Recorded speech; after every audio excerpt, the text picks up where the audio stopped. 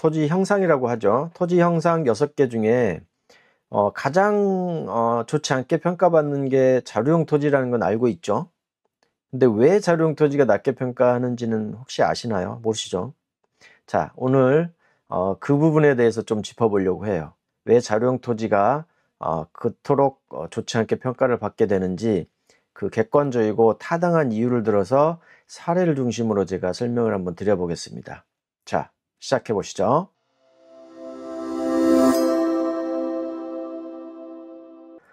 자, 자료용 토지 실제 그 항공 뷰를 통해서, 실제 사례를 통해서 정확하게 좀 더 짚어볼게요. 자, 한번 보면 자, 보세요. 모양이 칼자루처럼 생겼죠. 좀 예쁘진 않아요, 사실 보면. 자, 이것을 좀 크게 해가지고 자, 짚어볼게요. 자, 여러분, 모든 그 토지 모양을 판단할 때는 항상 도로가 기준이 돼야 돼요. 이렇게 도로가 기준이 돼야 돼. 도로가 없이 여기에 이렇게 그냥 정사각형으로, 아주 좋은 토지죠. 정사각형으로 이렇게 있어요. 이 토지 좋은 건가요? 전혀 쓸모없는 토지죠. 맹지입니다. 자, 여러분, 맹지 조심해야죠. 논할 가치가 없습니다. 자, 그래서 모든 토지 모양 논할 때는 항상 도로가 기준이 돼야 되고 도로에 접해져 있어야 된다는 거 기본이에요. 자, 그 다음에 이 그 자료용 토지 특징을 보면 도로하고 이 본부지 사이에 이렇게 자루 모양으로 이렇게 길쭉한 부분이 있어요. 자, 이게 자루 부분인데, 자, 그럼 이건 어떤 특징이 있냐 하면 이 자루형 모양의 이 자루 부분은 진입 도로로밖에 쓸 수 없어요. 차량이 이렇게 들어와서 이 본부지로 가기 위한 통로예요. 진입도로. 이 진입도로가 사실 없었다라고 하면 이 건물은 건축 허가 자체가 나오지 않습니다. 그렇기 때문에 이 공도와 이 건물 사이에 연결해주는, 차량이 왔다 갔다 할 수 있는 진입도로 역할을 하는 자루 모양의 그런 부지가 이렇게 생기는 거죠. 자, 그러면 자, 왜 자루 모양이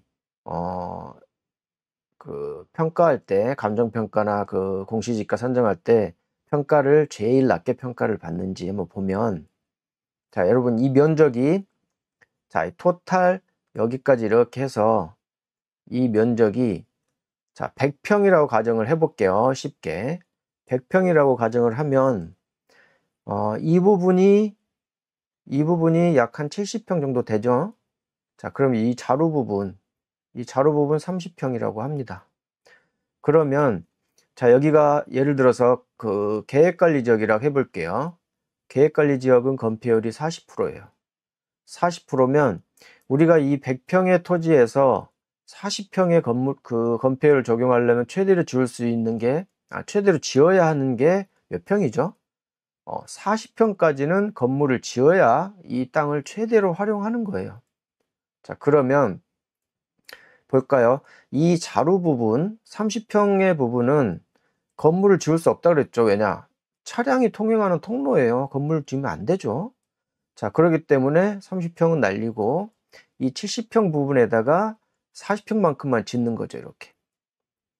이렇게 지었어요. 이렇게. 자, 그러면 자, 볼까요? 이렇게 차가 들어와서 이 나머지 30평 이 부분 굉장히 작죠. 이 부분을 활용해서 이걸 부지를 쓰려고 하면 너무 불편해요. 그래서 실제로 이 100평 중에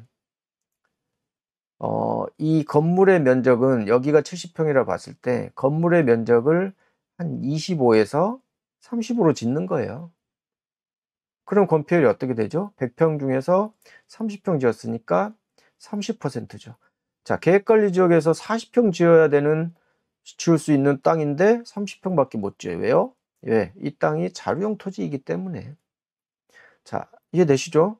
그러면 결국은 자루만큼을 손해를 보고 날려야 되는 토지이기 때문에 이건 당연하게 최하급으로 평가받을 수밖에 없는 토지입니다. 이해되시죠, 여러분? 네, 여기까지 하겠습니다.